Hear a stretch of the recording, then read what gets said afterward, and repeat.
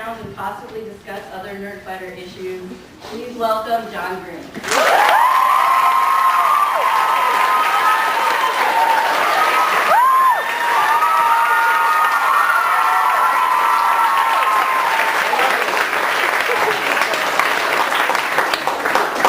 Oh, I know it's a convincing beard. I'm Walt Whitman. I wrote Leaves of Grass. I know, it's very convincing. Drink it in. And now I should permanently remove the beard. Okay, everyone get their pictures. Yes, get your pictures because this is it. It hurts. It hurts. I have a lot of beard in my tongue.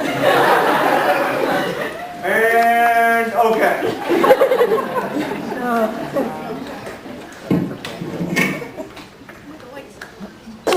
I want to thank my friend Randy for making that possible since, oh God.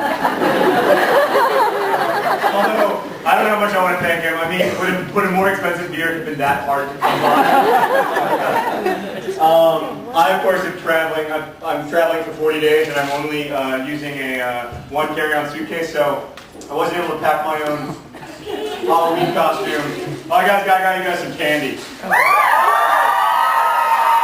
Heavy, watch out! Oh, watch out! Panic! And then latecomers, sailor. That's for the sailor. Oh, sailor! Oh, sailor!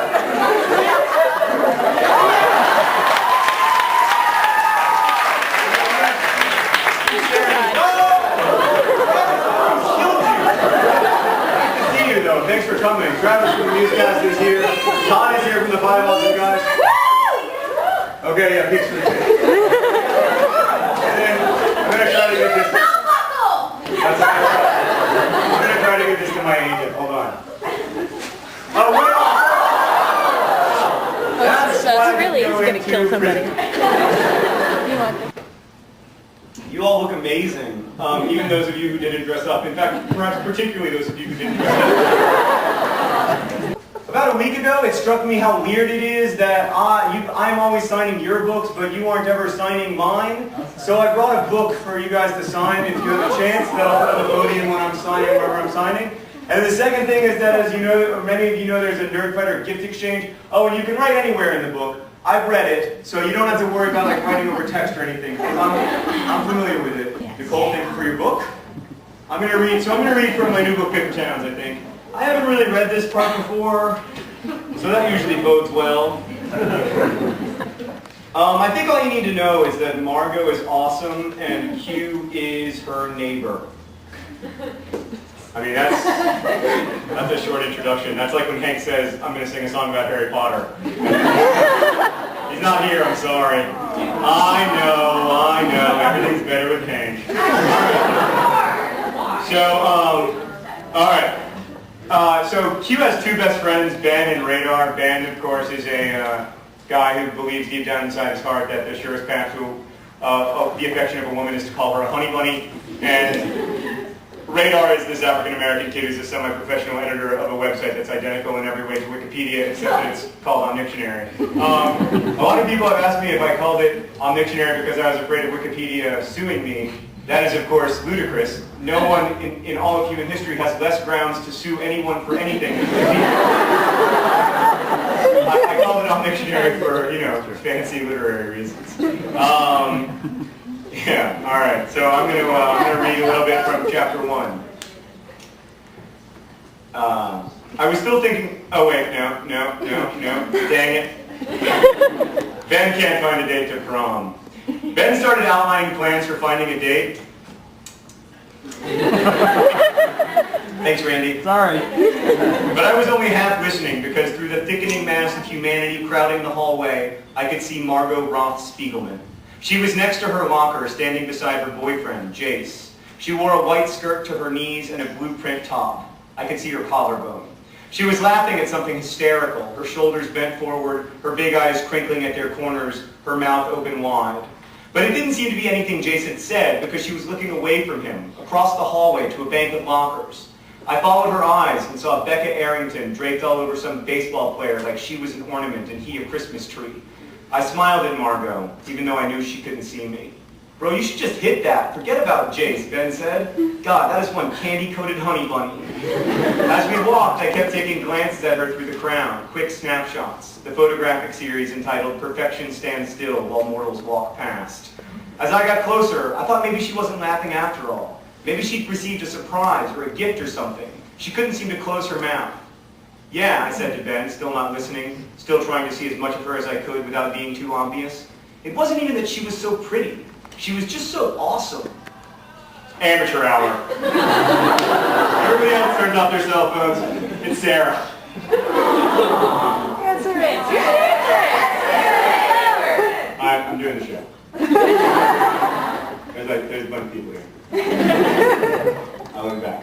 I thought that was sweet. You like that? You want to say something else nice?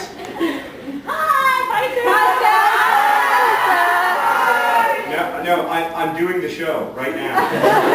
People in the room. Okay, yeah, I will. Thanks. Bye. Take care. She was like, oh, return to it. Because I turned off the ringer, so it shouldn't be a problem anymore. What's that ringtone, John? It's Jonathan Colton's Baby Got Back. Jonathan Colton did a great cover of the Sir Mix-a-Lot song. It's an American classic. She was just so awesome and in the literal sense. And then we were too far past her, too many people walking between her and me, and I never even got close enough to hear her speak or understand whatever the hilarious surprise had been. Ben shook his head because he had seen her see me. He had seen me see her, it's right in the book, 1,000 times, and he was used to it. Honestly, she's hot, but she's not that hot. You know who's seriously hot?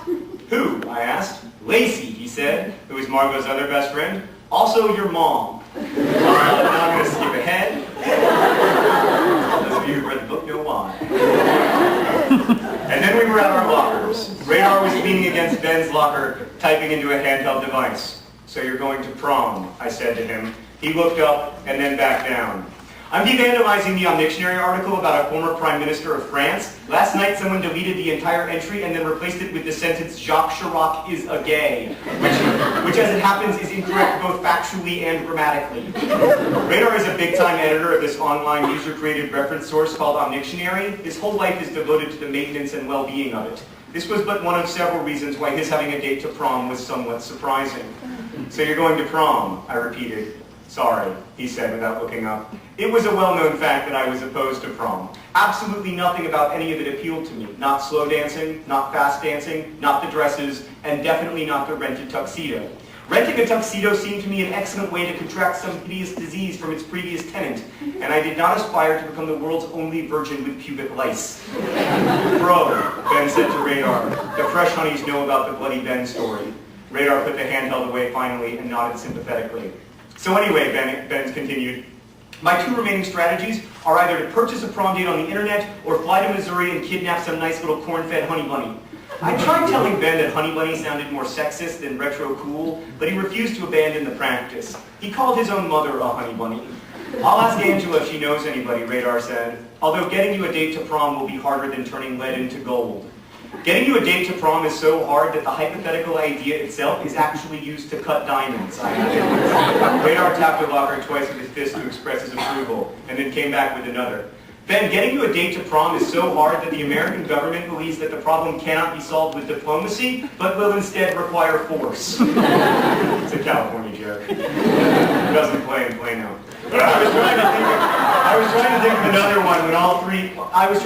another one when we all three simultaneously saw the human-shaped container of anabolic steroids known as Chuck Parson walking toward us with some intent. I think I'll stop there.